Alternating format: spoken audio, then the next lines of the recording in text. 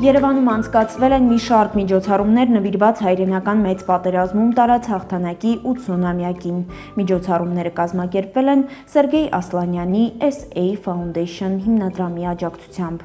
Մեր պատմությունը հիշեցնող միջոցառումները միշտ գտնվում են SA բարեգործական հիմնադրամի ուշադրության կենտրոնում։ Մենք կարևորում ենք պատմական հիշողության պահպանումը և այն փոխանցելը նոր սերունդներին։ Հենց այդ պատճառով ենք աջակցել միջոցառումներին, որոնք նվիրված են հայրենական մեծ պատերազմի հաղթանակի 80-ամյակին։ Միջոցառումների մեկնարկը խորհրդանշական էր։ Իմբալիկ, տունտունիկ և խոխամանկապարտեզներին տրամադրվել են գրասենյակային սարքավորումներ, տեղադրվել է մանկական սահանք, երաժշտական սենյակի վերանորոգման աշխատանքներ են։ Նշված 3 մանկապարտեզներն էլ Երևանում բացվել են Արցախից բռնի տեղահանված մեր հայրենակիցների կողմից մեկ նպատակով՝ հայ մանուկներին դաստիարակել հայկական արժեհամակարգով, որպեսզի կրկին հաղթանակներ կերտվեն։ Այն ամենը, ինչ որ բալիկների համար տոն կլինի, երջանկություն կբերի, մենք այդ ուղղությամբ կկատարենք մեր առաքինությունը, անմնացորդ նվիրումով։ Ամեն ինչ կտանք հանուն մեր բալիկների, որպեսզի ապահովենք նրանց խաղաղ ապագան։ Ինչպես ասում են, ազգի գոյության պահապաններն են լեզուն, մշակույթը, դպրոցը և իհարկե մանկապարտեզը։ Եթե այս բոլորը առաջ են քայլվում համաքայլ, այդ դաշինքից ծնվում է այն հավատը, որը մեզ ուժ է տալիս, հույս է տալիս առաջ շարժվելու, առաջ քայլելու, ստեղծագործելու, արարելու։ Թող որ լռեն զենքերը, ուրախ հնչեն երգերը, թող երգն ու պարը միշտ թևածի հայոց աշխարհում։ Հենց այդպես երգ ու պարով մանկապարտեզում դիմավորեցին մայիսի 9 մանկական անկեղծ հույսով մի օր վերադառնալ հայրենիք։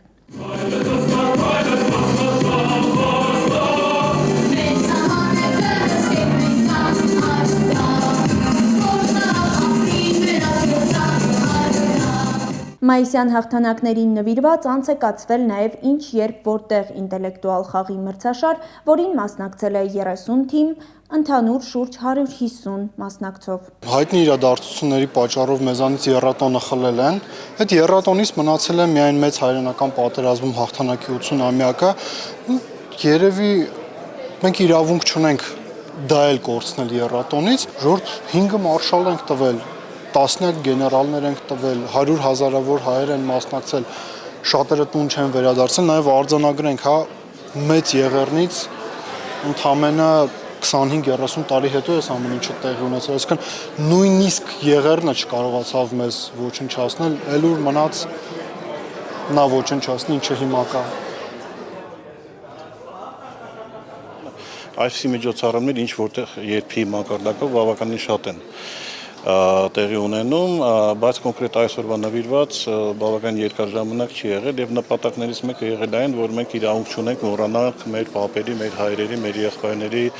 հերոսական անցյալը եւ այսպիսով նաեւ ներգրավելով գիտակներին կարողանում ենք այս խորհուրդը փոխանցել իրենց։ Մրցաշարի կազմակերպիչների խոսքով, քանի որ տոնը եւ հայրենական մեծ պատերազմի 80-ամյակին է նվիրված եւ Շուշիի ազատագրմանը, որոշվել է խաղն կիսել երկու փուլի։ Դրանցից մեկը անցկացվել է ռուսերենով, հայրենականին նվիրված որոշ հարցերով, երկրորդն էլ հայերենով, որտեղ հարցերը նվիրված էին հիմնականում Արցախին եւ Արցախի ազատագրմանը։ Հիմնադրամի կողմից նվերներ ստացան մրցաշարի լավագույն գիտակները։